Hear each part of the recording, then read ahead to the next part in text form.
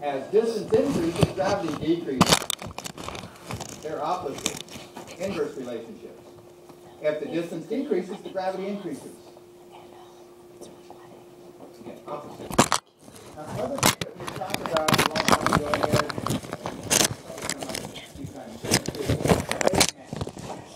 remember, weight is a measure of the force of gravity. And when you stand on that scale and see how much you weigh, you're really measuring how much force the earth is pulling you down, right? So like just look back there and hold it. So you have a lot of weight going down on the scale. If you have a lot of mass? Yeah. The more mass you have, the more gravity you have, right?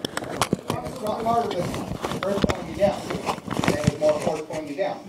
And so the scale reads a bigger number. So you weigh more on the earth than you would say on the moon, because the moon has less gravity. The moon is like 1/6 as big as the earth, 1/6 the mass, so it has 1/6 the amount of gravity. You'd weigh 1/6 as much. If you weighed 600 pounds on earth, you'd only weigh 100 pounds on the moon. Okay. So if you only weigh 60 pounds on Earth, how much would you weigh? 60? Yeah. You'd weigh 10 pounds. Wow. Oh my God. Divide that by 6, whatever that is. You weigh like... That's like, You don't weigh nothing. 18 pounds. You're just dancing. Your hair matters. So, anyway, weight is a measure of the force of gravity, and so it's measured in newtons. Instead of pounds, in science we use newtons. And another thing, if you went to a planet like Jupiter that has more gravity, you'd weigh more. If you go out in space where there's less gravity, you weigh less.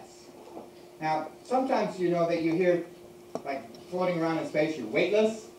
That's not really true. Not true. Okay? If there's any gravity at all, you weigh something, okay? But you do weigh less in space. You're not totally weightless. And then mass, remember, is a measure of the amount of stuff that's there, the amount of matter. The amount of matter in an object. And that doesn't change. So if you have 20 kilograms of mass on Earth, you have 20 kilograms of mass on the moon, 20 kilograms of mass on Jupiter, 20 kilograms of mass in space. It doesn't change. It stays the same. But your weight will change. Even though they both kind of measure how heavy something is, weight changes with gravity. Mass does. This class is boring. Our brain pop today is about gravity. Brain pop! You can't do it. Do you want to be in the video?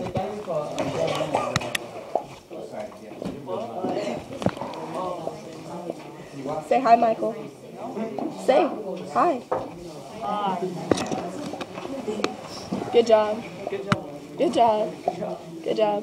Great job. Great. Fun.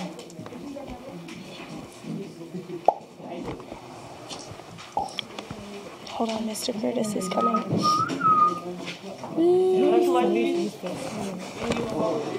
I know, only if they had internet. Okay. Thank you. Thank you. I don't have any of that. Stop it. Give me that. Give you what? Oh, that? This? There's this kid that I like. Name. Edward Wright. Oh. Michael Maggie. He's gonna aim it. Aim it.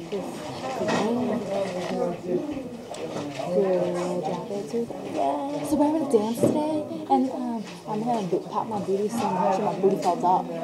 And I'm gonna be dancing with Kristen. For sure, for sure. We're like talking into my backpack. I know.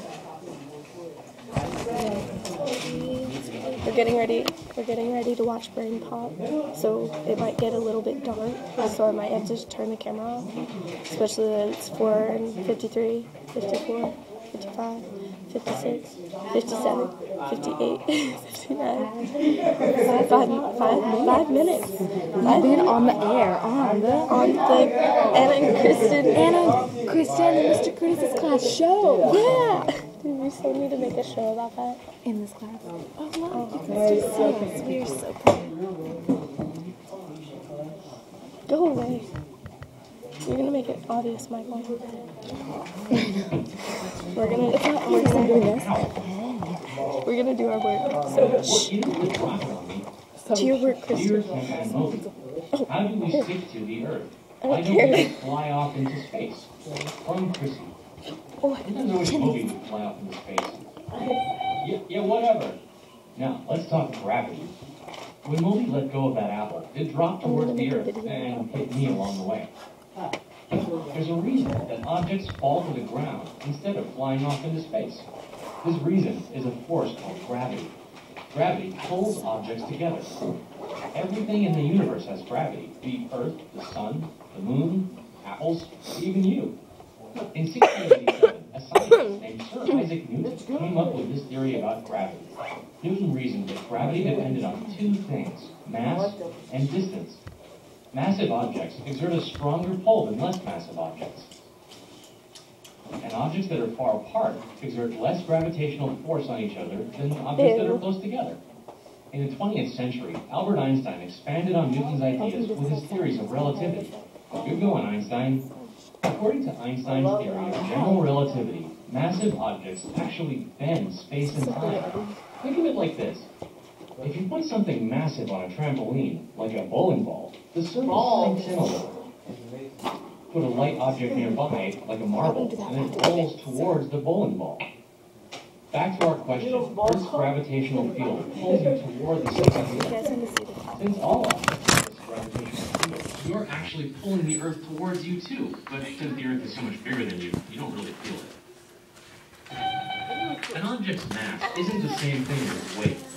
Mass has to do with the amount of stuff in an object, and weight is the force exerted on an object's mass by gravity. On the moon, an apple weighs 1/6 as much as it does on Earth. It's the same apple, but the moon's surface gravity is weaker because the moon is only 1/6 the size of the Earth. Weaker surface gravity means that astronauts can jump 6 times as high on the moon as they can at home. The moon's gravity pulls at the Earth, causing tides. Gravity keeps the moon orbiting around the Earth, and the Earth orbiting around the sun. Gravity even holds the planets and stars together. Gravity is one of the most important forces in the universe, as far as we're concerned. Without it, we wouldn't even have a planet to stand on.